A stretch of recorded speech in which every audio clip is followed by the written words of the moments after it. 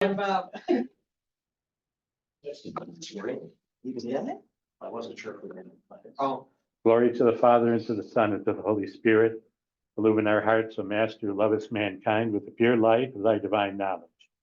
And open the eyes of our mind to the understanding of thy gospel teachings. Implant in us also the fear of thy blessed commandments, that trampling down all carnal desires, we may enter upon a spiritual manner of living, both thinking and doing such things as are well pleasing unto thee. For thou art the illumination of our souls and bodies, O Christ our God.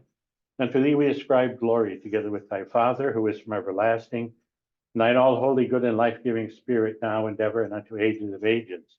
Amen. Christ is risen. truly he is risen. Yeah, very good. What I did.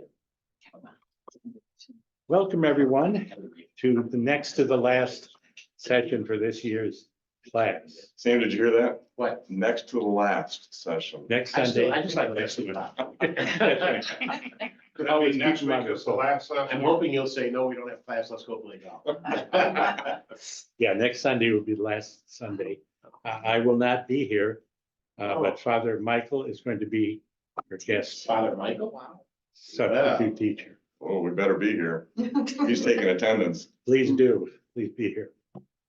Did anybody happen to listen to that Father Hopko thing on the midweek reflection? Not yet, I want to. Well, it was great, but he said the best teaching lesson is silence. Yes, You should just sit and look at the cross, because that says it all. isn't that great?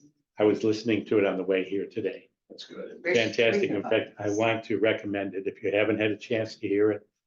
Because it has something to do actually with what we're talking about today. Yeah, So, Father. yeah, if you get a chance, that is, part one is online.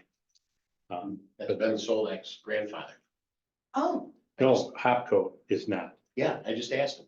Oh, Hopco is? Both of them are, Hopko and Oh, and Schmann. Schmaman. Wow. He's got great lineage. are you kidding me? No, Wow, Oh, I didn't his know that. grandfather? it's great. I don't know how Schman's related. Yeah, That's probably grandfather. It's that Well- generation. Schmaman is Hopko's father-in-law. there you go. Yeah. So they're related. Yeah, there you go.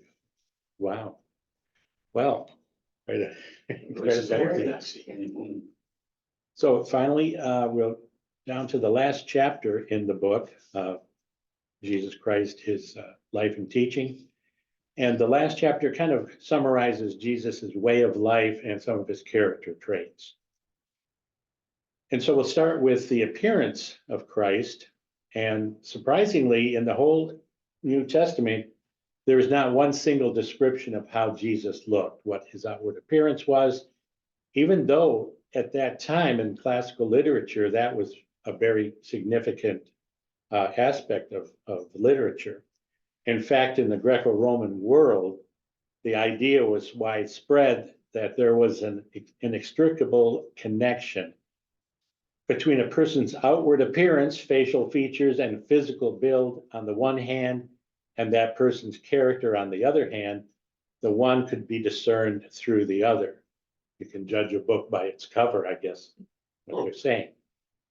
Evidently, the evangelists felt that Jesus's appearance was secondary in importance to his teaching and acts.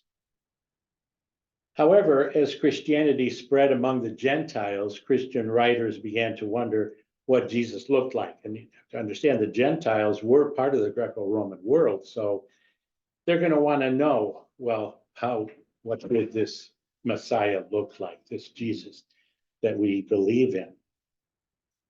Now, initially, in the second and third centuries, the authors were of the opinion that Jesus was a man without comeliness, or without physical attraction.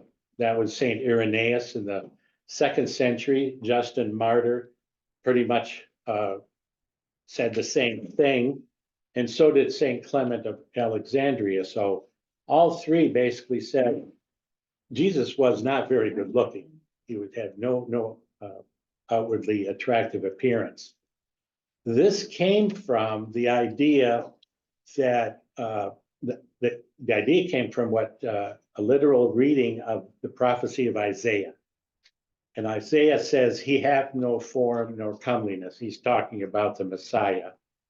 And when we shall see him, there is no beauty that we should desire him. He is despised and rejected of men, a man of sorrows, acquainted with grief, and we hid our faces from him. He was despised, and we esteemed him not. Surely he hath borne our griefs and carried our sorrows, yet we did esteem him stricken, smitten of God, and afflicted. And so you can see, but if they were just reading this prophecy, it gives a picture of actually the extreme humility, the bridegroom that we saw a couple of weeks ago during Holy Week. And so the early Christian writers kind of took this as an indication of what the Christ looked like, because they really had nothing else to go on, because the Gospels are silent about that. However, later on, right around the 4th century, the idea was reconsidered.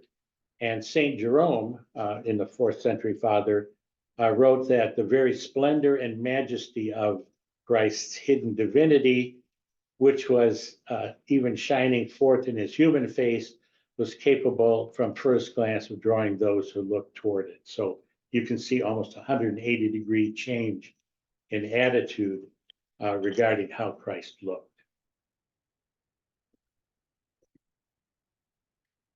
And 1,000 years later, which would be the 14th century, a late Byzantine author named Nicephorus Callistus gave a portrayal of Christ, and he said, "This was handed down to me from antiquity." And he says he was very beautiful. His height was not less than 7 spans. I had to look it up. A span in antiquity was from your thumb tip to your small fingertip. And of course, depending on the size of the hand, it could vary. It is generally considered 9 inches in English measurements. So 7 spans, that's 63 inches. That's only 533 inches. Very short. As we will see later, this is inaccurate. It's not that short. Pardon me. It's not that short.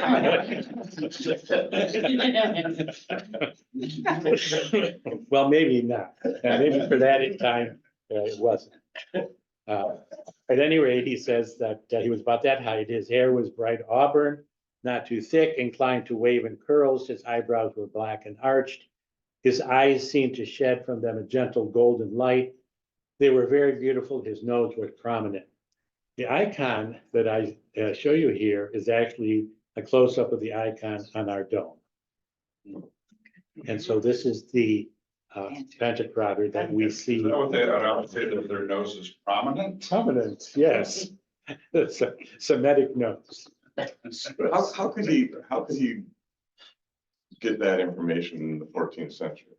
As we'll see, Bob, he actually was drawing on iconographic material. Okay.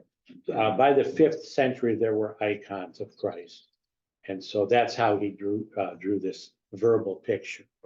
But Charlie, and you may be getting into this, so just tell me, we'll wait, Suze, but when he took the cloth and his image was on that, and we have that above Yes, the iconostas, yes. was that not the first image? That is one of 2, and we'll see here later.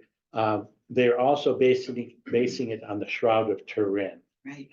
So those 2 are called the image not made by hands.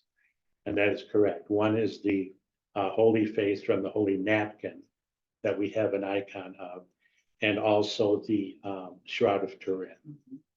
And so both of those were the basis for the further iconography that developed in the church.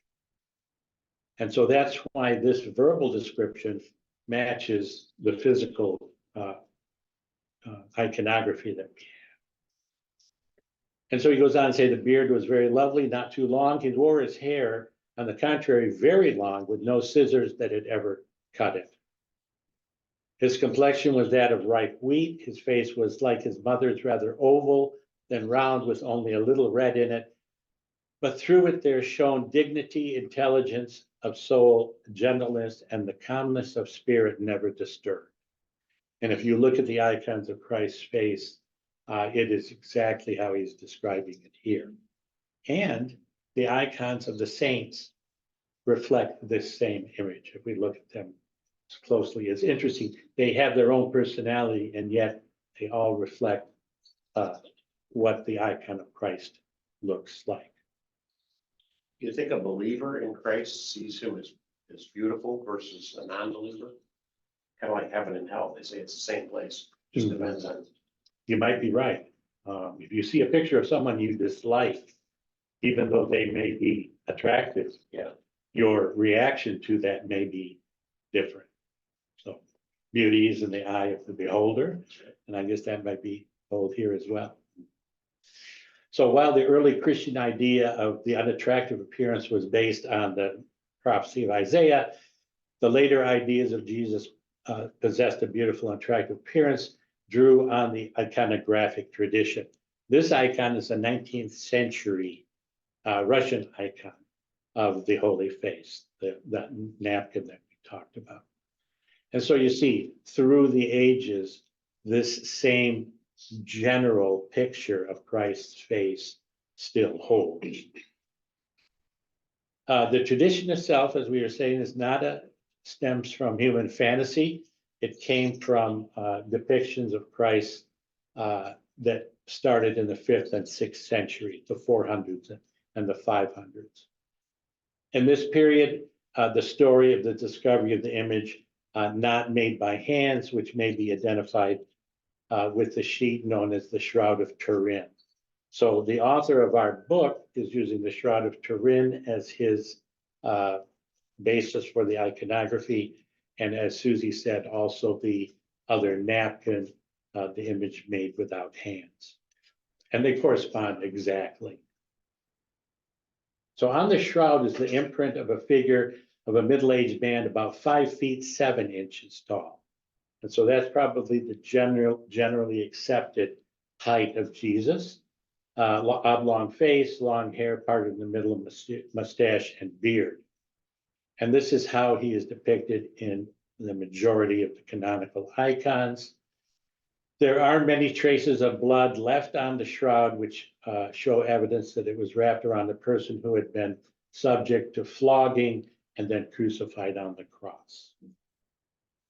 And this is the Shroud of Turin, and this is almost like a photographic negative of what we're seeing here. So you can see that the head, body, arms crossed in front of him, and then other markings are just from the wrapping. They actually found that? Yes, they found that. I'm not sure when it was found, but it was then later taken to Turin, Italy, where it was kept for many years. Does anybody know if it's still there? I don't know what the provenance of it is at this time. It's still, it's still there somewhere. So you wonder, Charlie, in this day and age with DNA testing, Yeah, would it, Sam? Would it, I would think so. all wouldn't those it? years, I don't know. 2,000 years, would there? Have to be bone or something. Yeah, I don't know, Susie, if that would still, if the DNA would degrade after a certain Right, time. after 2,000 years. Right. But at any rate, this is what we use for the iconography. And it's beyond the scope of the Gospels. As for the Shroud of Turin, if you accept its authenticity, it becomes the central source of evidence for what Jesus looked like and his sufferings and his crucifixion. And it's often called the fifth gospel because of the information that it reveals. The Shroud of Turin, it's called the fifth gospel. Yeah. So to be clear, and I want to make sure I'm not misunderstanding this, this is what he was wrapped in.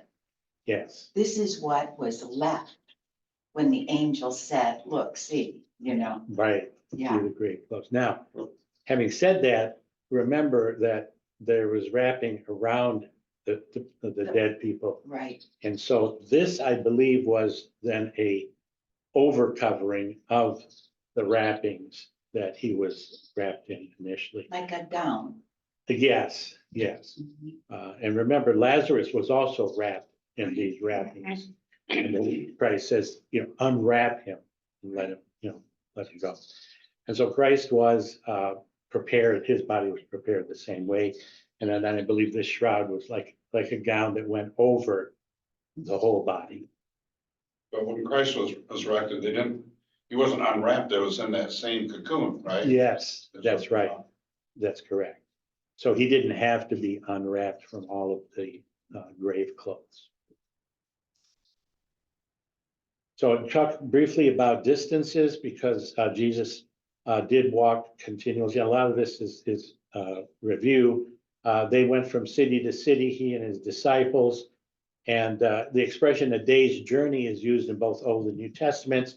That's about 12 to 25 miles, depending on where you're going, what your physical condition was, your height, your span of your walking, and etc. And in all likelihood, Jesus and his disciples traveled very quickly when they had to go from one city to another, and then they slowed down. Obviously, they were in town. We've seen this before, and the distances between the Galilean cities are not substantial according to our standards. For instance, between Nazareth, which is right up here, and Capernaum, which is up here at the top, is about 31 miles. And that's about a day's walk if you walk at a brisk pace. I think average human walks about 3 to 4 miles an hour. So it'd be about 10-hour walking trip from Capernaum to Nazareth. No stop. No lunch involved, no Yeah. no bathroom stop. McDonald's on the way. You gotta go. More substantial was the distance between Galilee and Judea, and people would travel about 60 to 120 miles, depending on where you started and where you left. If Jesus was in Galilee and he was going to Jerusalem for the feasts, that'd be about a 3 or 4 day trip.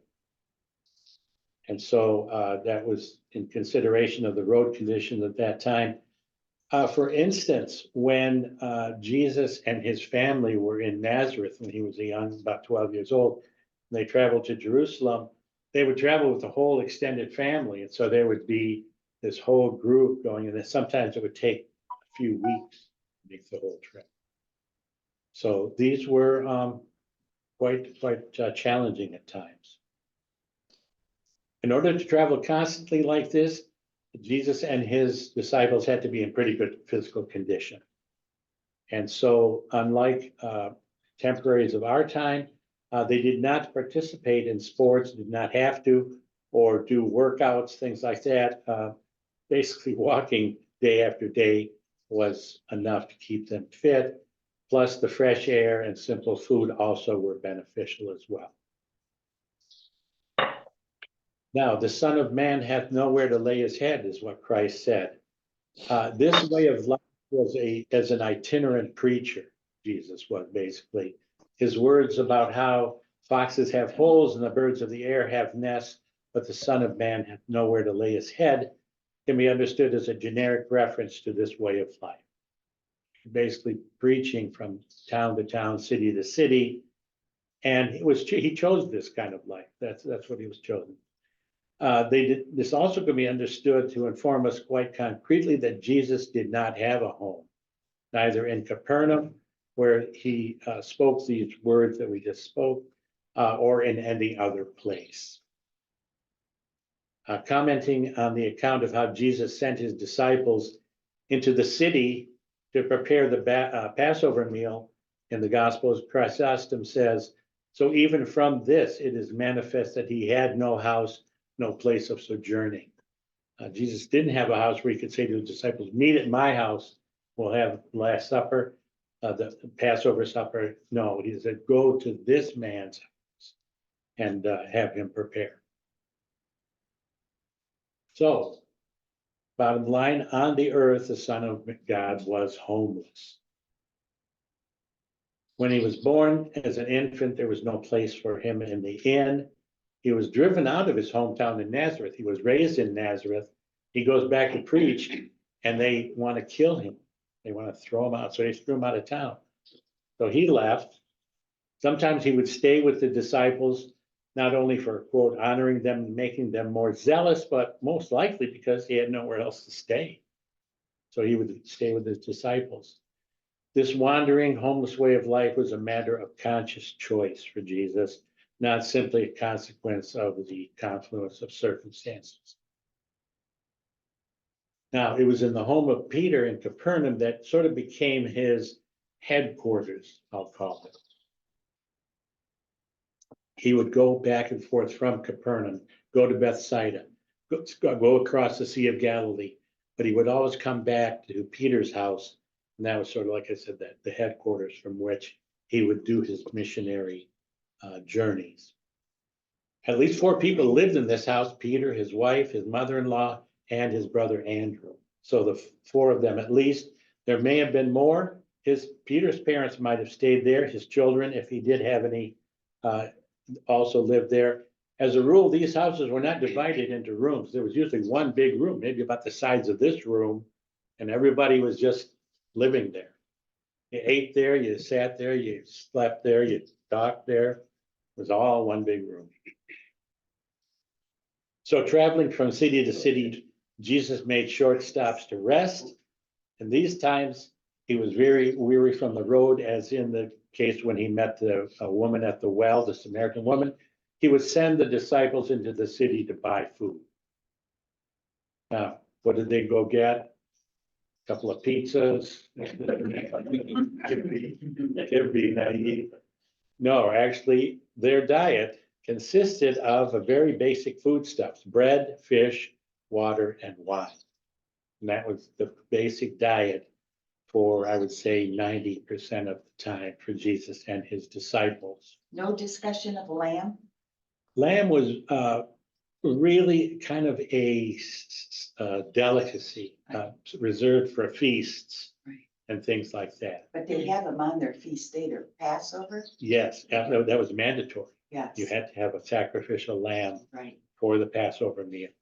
And Charlie, does this book reference his mother's home, his mother and father's home? He would visit, he would see the Virgin Mother? Well, no, he doesn't reference this, and the Gospels don't say too much about that. After Joseph died, you would think that Jesus and his mother lived somewhere, but in point of fact, she may have lived near somewhere in Galilee. They don't say where. And she was like invited to the wedding at Cana. Right. So she must have lived somewhere in that vicinity. But the Gospels are quiet about that, and so is the author. So he doesn't tell us where. So the bread and fish they're mentioned many times in the Gospels, especially feeding the 5,000. They had 5 loaves and 2 fish. At the Last Supper, in fact, Jesus gives his disciples bread and wine. After his resurrection, he breaks bread with 2 of the disciples on the road to Emmaus, and he partakes of a meal consisting of bread and fish on the shore of the Sea of Galilee. That's our icon here. After his resurrection, the disciples are in the boat on the Sea of Galilee. They're fishing. They look over and they see somebody on the shore, and there's a little fire there, and it's Jesus, and he's got a little meal of fish and bread. And they say, "It's the Lord." And Peter, as the icon shows here, he jumps out of the boat and swims to shore to see him. They're fast enough. Yeah. So that was their basic diet. Now, Jesus was also, with his disciples, invited to dinners from time to time from people of various social positions. And this is mentioned several times in the Gospels. The first one that we hear about is when Matthew, the publican, gets called, and he invites Jesus and all the disciples to his house. And he brings along all his fellow tax collectors and all the other sinners in town. Jesus also ate at the home of Simon the leper, Simon the Pharisee, also one of the chief Pharisees, and also in the home of Lazarus, Martha, and Mary. And so all of these were sort of dinner parties, if you will, and they had various kinds of dishes and large number of guests. And so this is the situation where maybe a lamb would have been served. And Zacchaeus. Yes, that's right. Zacchaeus was another one that the author doesn't mention, but yes. And so we see that in between all of these simple meals, there were these intermittent feasts, if you will, where Jesus was also invited. But those were few and far between, and they usually had a purpose to them. Well, what about fasting? There are differences in the communities of Jesus' disciples and that of John the Baptist. Baptist was a strict ascetic, and his disciples fasted according to the Jewish rules of fasting. They fasted twice a week at least. But Jesus' disciples didn't fast. And this became a kind of a contention between John's disciples and the Pharisees and Jesus' disciples. Did Jesus himself observe the fast? What was his attitude toward fasting? Well, we know that he fasted for 40 days and 40 nights after his baptism, before he started his preaching. And so he underwent a very strict fast, a literal fast, not just abstention, but no food, nothing for 40 days and 40 nights, just like Moses did in the Old Testament when before he received the law. But again, the disciples didn't. This became a point of contention. The disciples of John and the Pharisees, now interesting, the Pharisee disciples and John the Baptist disciples come together, and they said to Jesus, why don't they fast? Why don't your disciples fast? We are fasting. And Jesus says, can the friends of the bridegroom fast while the bridegroom is with them? Do you fast at a wedding reception? No. As long as they have the bridegroom with them, they cannot fast. The days are coming when the bridegroom will be taken away from them, and then they will fast on those days. And so you can see how Jesus answers their question with the obvious answer. As long as I'm with them, this is a time of celebration. Father Dan, on the subject of fasting, if you were invited to someone's home and they served something that was not part of your fast, that really we should eat what is served and put before us. On our own, we can, and should be following, but he always said that that was the way to conduct ourselves. Yeah, don't offend the host. If it comes to be a choice between offending the host and or saying, I'm fasting, sorry, can't eat that. I know Father Dan and others have recommended, the fast is for yourself. And so, but if your host is either not aware or whatever, don't offend them. And then resume your fast. But Charlie, if your host is aware. Then you have to, I don't know. Whatever you think is Then maybe best. pick around, or don't serve. Yeah. Say us to pass the rice one more. Yes. time. And that salad. That salad looks good. That salad was delicious. So from this episode, it's clear that Jesus' disciples didn't fast, doesn't say anything about Jesus himself. In fact, even in his answer, he doesn't talk about himself. He just talks about disciples in third person. We really can't exclude the possibility that Jesus did fast on his own. Sometimes he would withdraw from his disciples.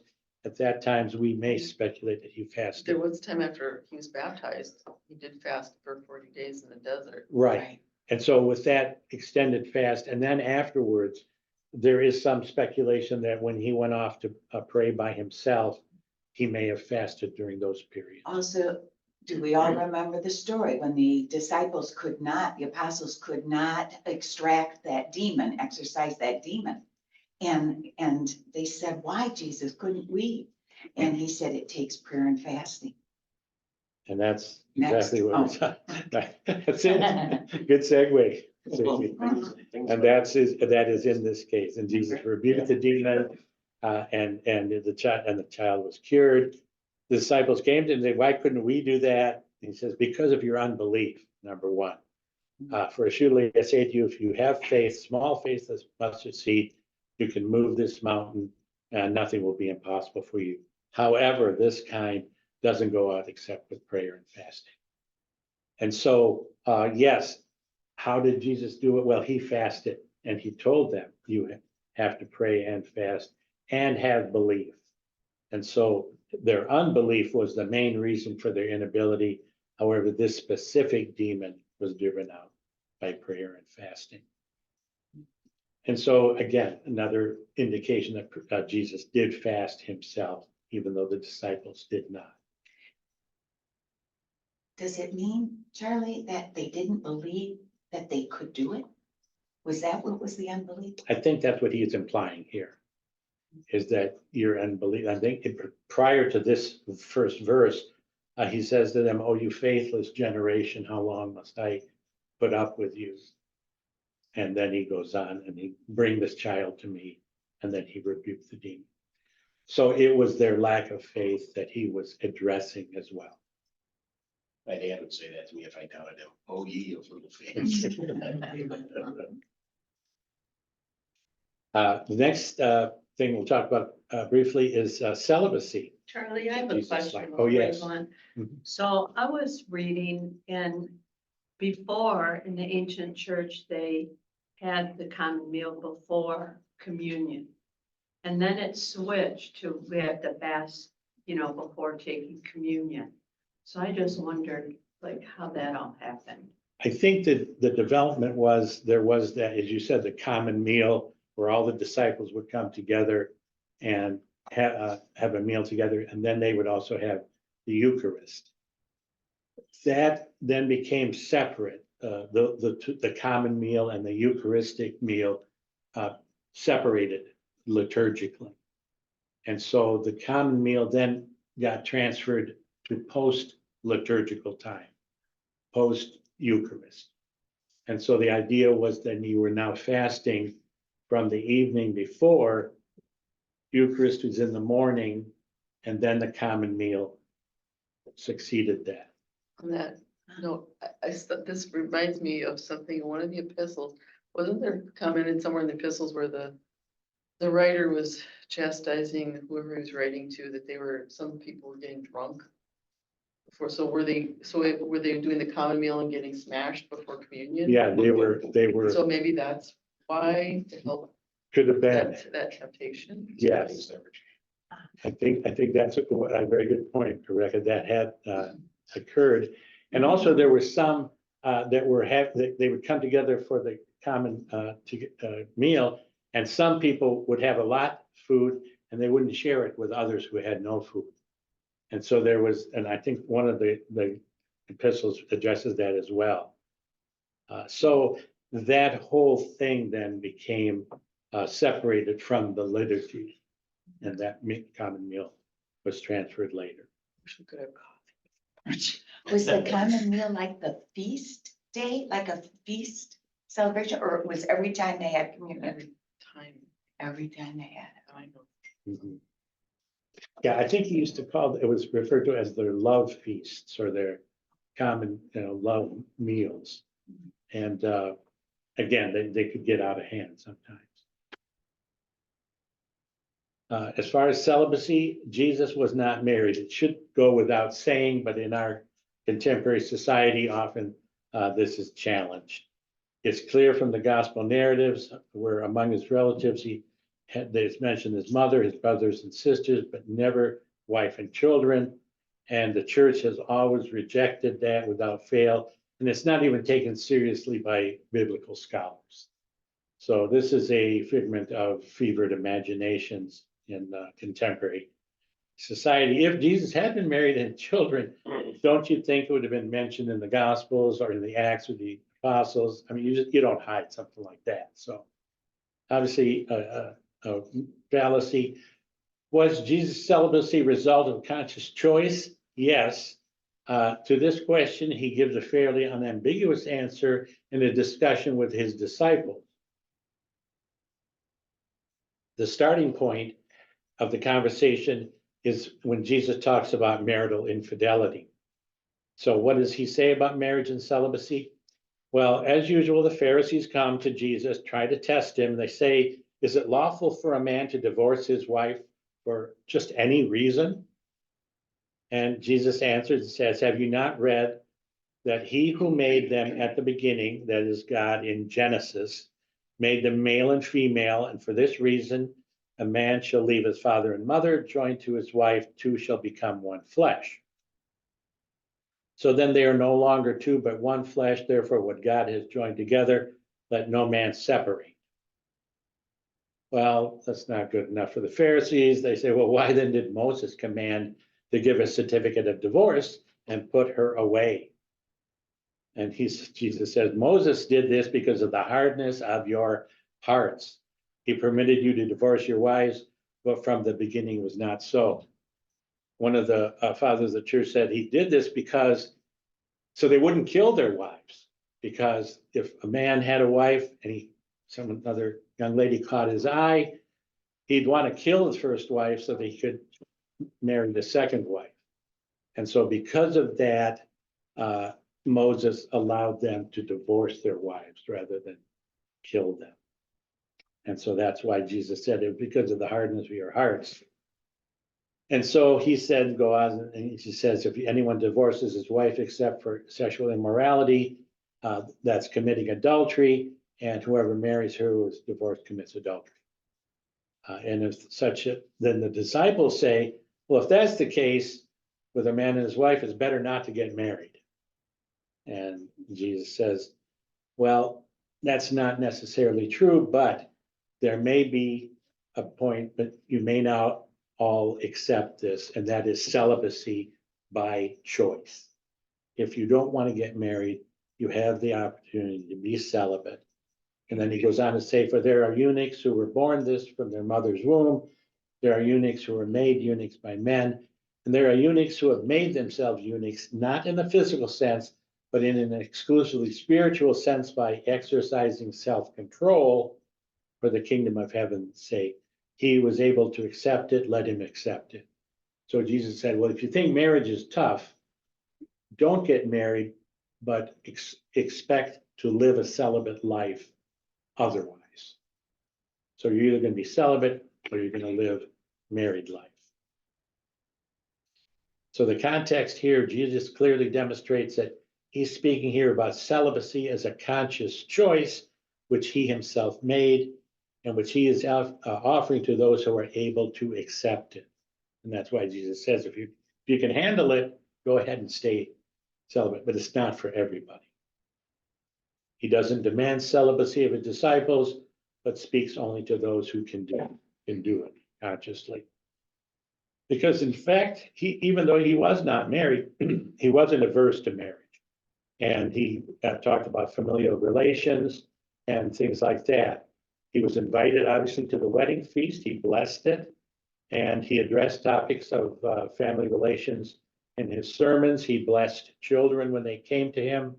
And he visited the homes of his disciples and followers. So he had nothing against marriage. At the same time, he always emphasized that faithfulness to him and his mission was more important than any family or parental relationships. And that was kind of a hard teaching that some people felt, because he said, if don't make mother or father more important than me. Well, what he meant was, don't disregard your families, but if your families are blocking to you following me, you may have to make the disengagement at that point. Okay.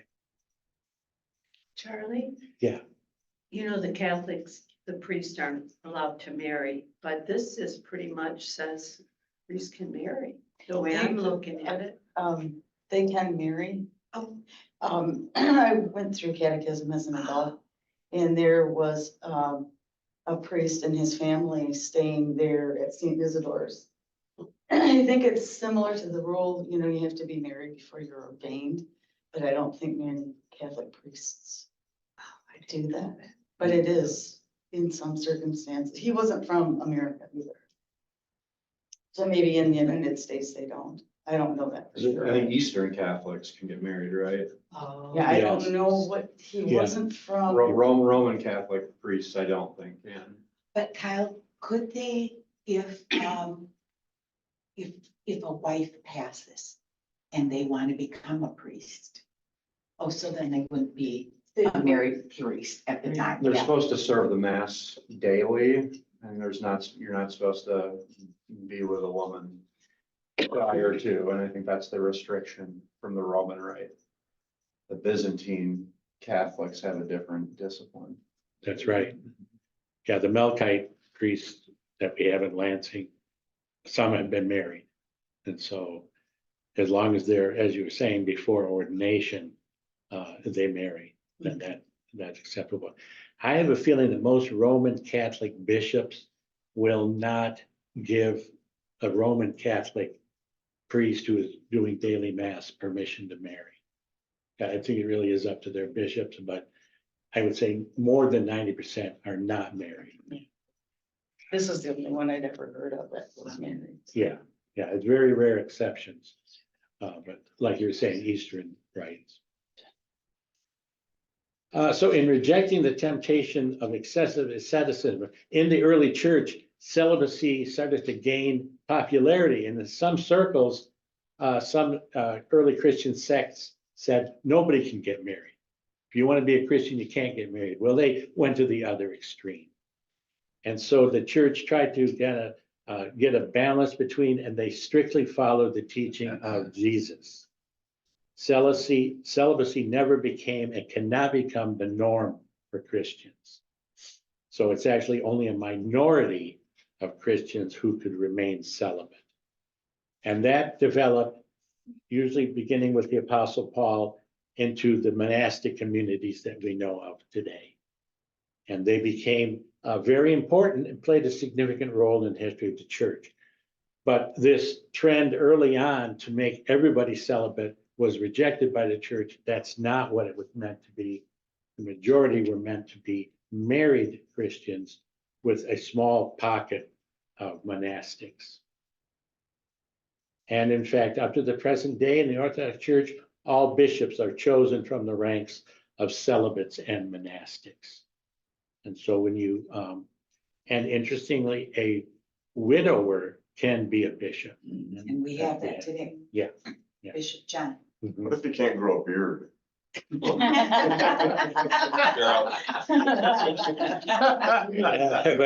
Fine glue. Good luck.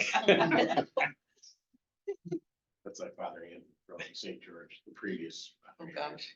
Had a hard time growing here. Sometimes it's not possible. But that's, by the way, that's Patriarch John in the middle, and that's him right there on the wall.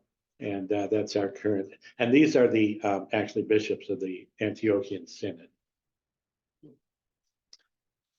How many are there? It looks to me like about 20 or so. Yeah. Quickly now, just to wrap up some of the character traits of Jesus Christ. In the person of Jesus, we see a man who was able to rejoice and weep. He got angry and he could also have compassion. He rebuked and he comforted. And so Jesus really ran the whole gamut of human emotions, things that we go through every day. He was capable of simple human friendship.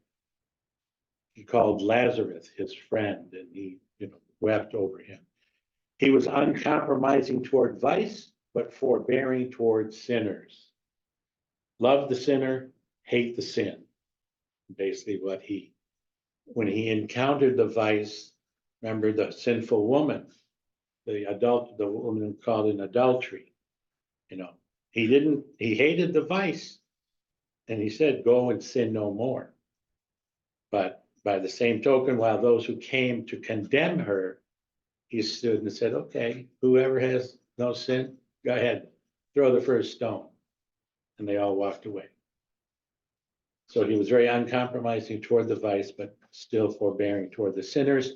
He hated Pharisaical hypocrisy and sanctimoniousness, but didn't refuse to recline at the same table with the Pharisees. And again, I say over and over again, he loved the Pharisees, even though they hated him. He wanted to correct them. He wanted to bring them back into the fold. And so he never gave up on them, even to the end. His reactions were often emotional and abrupt. When Peter started to challenge him, turned right around, get behind me, Satan. You don't know what you're talking about. You're thinking like a man and not the things of God. He was very upset. It was angered when they wanted to kill him in Nazareth. He was astounded, marveled at their hardness of heart. And so he emotionally was affected by a lot of the things that people did to him. Like other people, he experienced hunger. He grew tired when he was walking along on these long walks, traveling. Like all of us, he would get hungry, he would get tired. He was a real man with all the qualities proper to a man, besides sin and everything connected with it. So with understanding this, then we have to see that in the person of Jesus, we have the only example in history of a man who possessed absolute perfection. He was perfect man, perfect God. Theologians speak of how his human nature was wholly divinized, wholly became God. That is, imbued with the divine presence, inseparably connected with the divine nature. At the same time, he possessed the qualities of a full-fledged human being, including a rich spectrum of feelings and emotional experiences. So what does that mean for us? The Christian ideal for holiness as the endeavor to imitate Christ does not assume complete freedom from human qualities at the highest level of perfection. In other words, if we're going to follow Christ and imitate him, we're not going to be free of all of the things that we have, all of our emotions, all of our passions, all of our reactions to life around us, because he had them all. We have the idea sometimes of saints as people who are unable to or have forgotten how to cry and laugh, grieve or get angry, be surprised or be afraid, and the idea of passionlessness as apathy and the lack of all feeling. Well, that's not what the saints were. All this does not correspond to the highest ideal that Christianity possesses in the person of its divine Father. The saints were people exactly like us, had the same emotions, even after they achieved sainthood. But what they did was they overcame their sinfulness. The ideal of struggle with sin does not assume freedom from emotion and from the condition of being human. It assumes that the usual feelings and emotions proper to a human being will be gradually freed from the element of passion and sinfulness by the action of the grace of God. You see what he's saying here? What that means is you're not going to be freed of your emotions. What you're going to do if you struggle against sin is you're going to overcome the sinful elements in your passions, in your emotions, with God acting with you, the grace of God. And this is where you mentioned Father Hopko's sermon. He addresses this in this talk that's on the website. He talks about what that means to be a follower of Christ in overcoming our sinfulness. He says it better than I can ever explain it. So if you get a chance to read, it's called The Word from the Cross. The Word of the Cross. It's a three-part series. Three-part series. But only the first part's been released. Yes, The yeah. second part. But even if you hear the first part, he'll give you an understanding of what it means to take up your cross and follow him. It means sacrificing your will, your sinfulness, your inclination for evil passions and struggling with that, but with the grace of God, overcoming those sinful passions. That's really what it is to imitate Christ. And the reason we can do that is because Christ gave us the template, the model from which we can follow that. And he doesn't just lay it down, says, here's a bunch of rules. He says, I'm going to work with you to overcome your passions. If you just continue to struggle, continue to fight, don't give up. And that's what the saints did. And that's what he's trying to express here, is that the saints were not some super people who were all of a sudden suddenly able to not have these simple passions. They worked through them their whole life in order to achieve that. So in conclusion, thanks to this God working with us, a person can approach the ideal revealed to all mankind in the person of Christ, the Son of Man and the Son of God.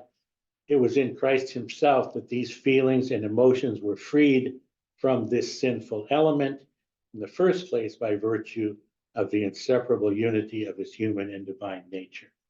We're human, we have a human nature. Now we have a chance to bring that divine nature into us because we are created in the image and likeness of God. And that's what Father Hopko reiterates in this talk, is that because we have the divine image and likeness, we're able to do that.